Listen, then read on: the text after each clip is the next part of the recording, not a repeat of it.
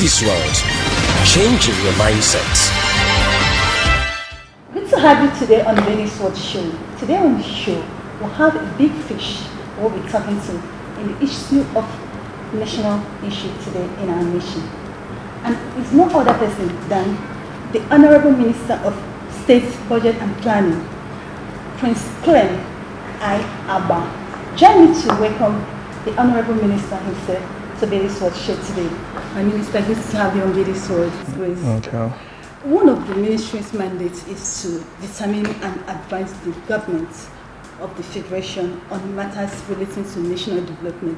Yeah. So far, you've been in the office. Yeah. How have you been able to achieve this, and how have you put smiles in the face of Nigerians? Yeah, putting smiles on the faces of Nigeria is not an easy task. Much as you work,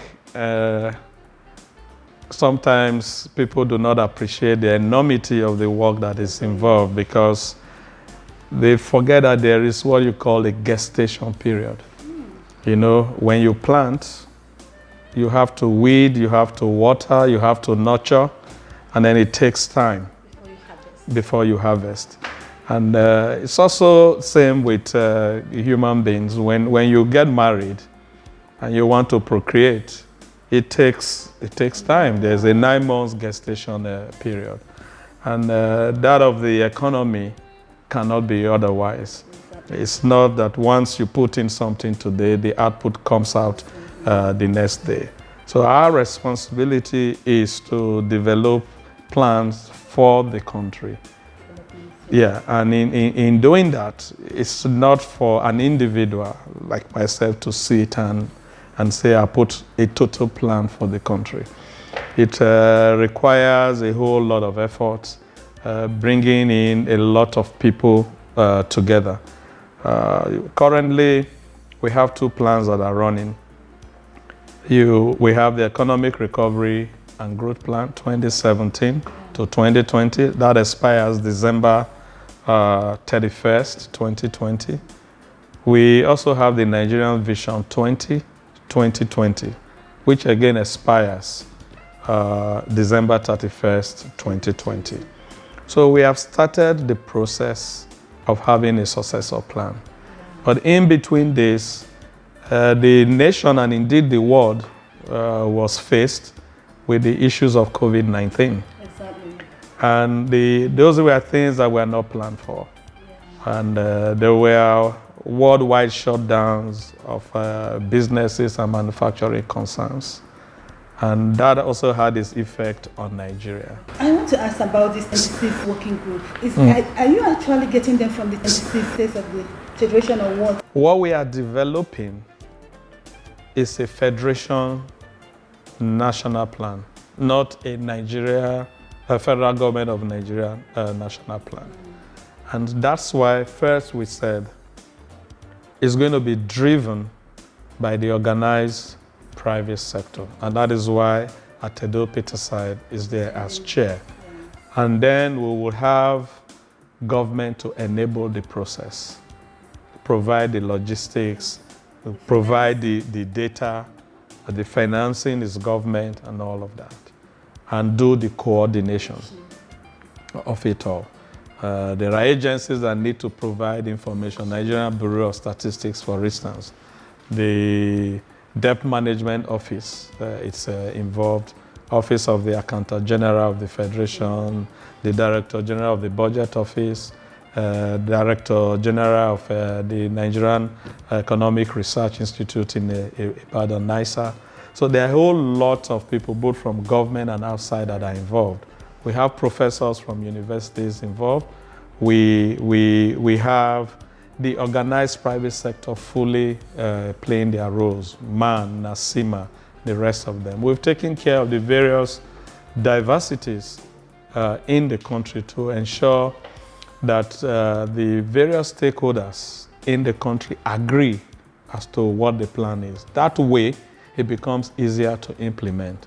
We have 6 governors at the steering committee level representing each of the 6 geopolitical zones.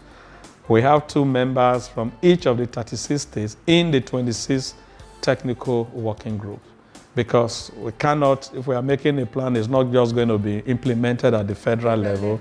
It has to be a national plan that has to be done at the state level. Nigerian government budgets 126 million to upgrade health infrastructure in Nigeria. Yeah. How do you intend to do this? And is it just the infrastructure? What about the manpower?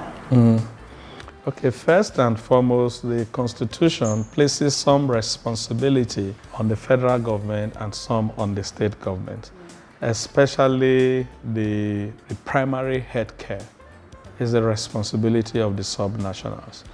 With what happened with COVID, it became very apparent that we have a serious debt of infrastructure in the health sector.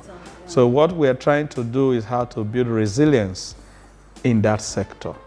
Look at the things that are not available and how we can upgrade infrastructure in each of those 36 states, including the federal capital territory. So we have picked on some tertiary health institutions. That's the university teaching hospitals across, and are building, upgrading their labs, providing facilities for isolation, the diagnostic, and also provided them with the required PPEs that they need. Yeah. Part of this 126 billion is also going to NCDC. Some of it is going into research to produce vaccines for COVID. We are funding NAFDAC there too, because they are also doing their researches, yes, on treatment and vaccines. So it's not just about infrastructure. It's about both infrastructure and upgrading operations to ensure that should we have something like this again in the future, we are not caught napping. Nigerian experts inject of 2 trillion stimulus into economy of Nigeria. Yeah. How possible have that been? You'll agree with me that it has not been easy with an average Nigerian household. Yeah. Who have injected this kind of money Yeah. into the Nigerian economy. Yeah. Where has it gone to? Okay. This is about improving production. It's not about dash. And of this 2.3 trillion, 500 billion of it is coming from the budget. And the other balance are programs that are going to be financed from the financial institutions based on approvals from the Central Bank of Nigeria. So what we have negotiated as a government is to have low interest rates for those who want to take advantage. So it's not just come and take because you are a Nigerian.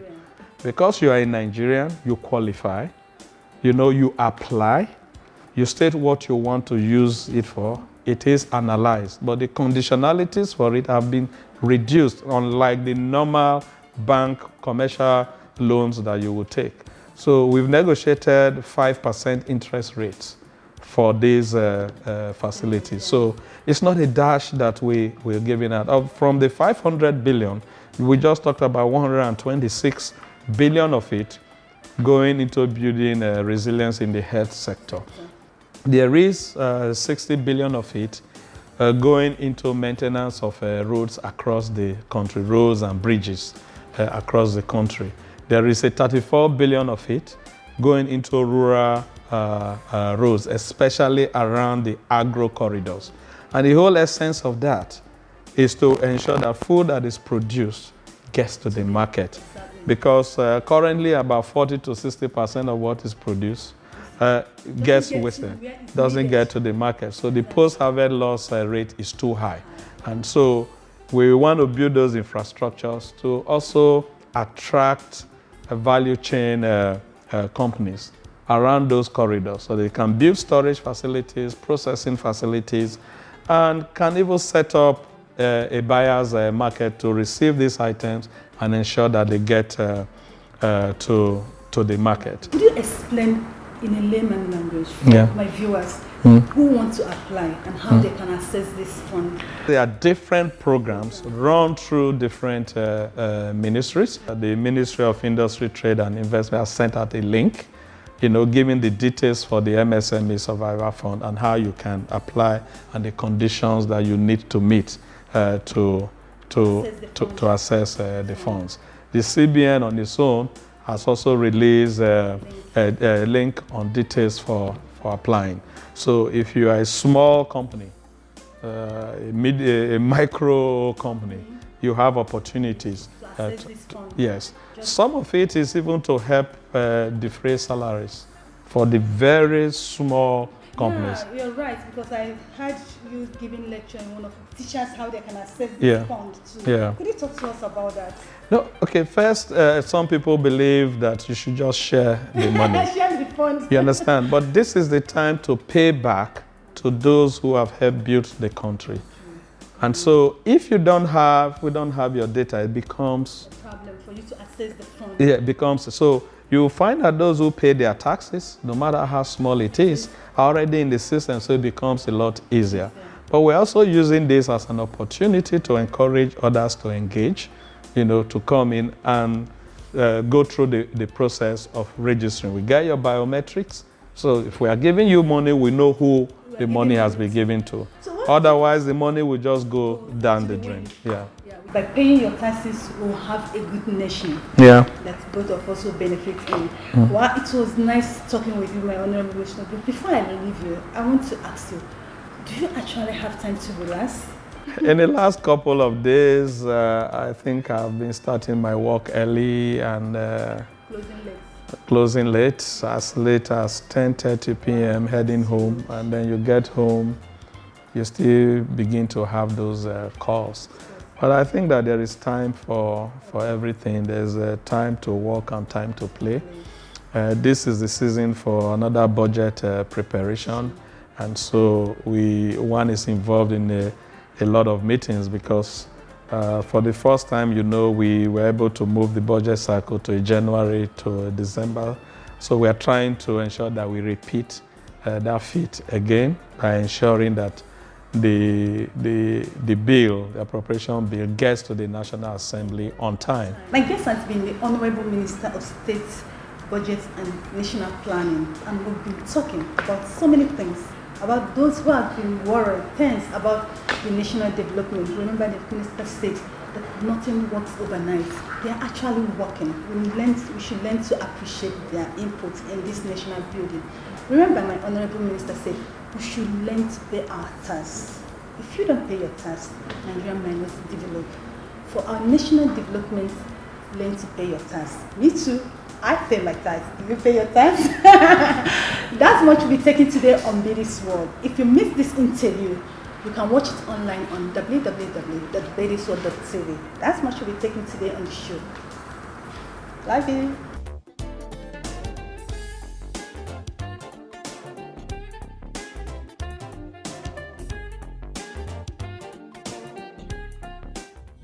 Bady's World, changing your mindset.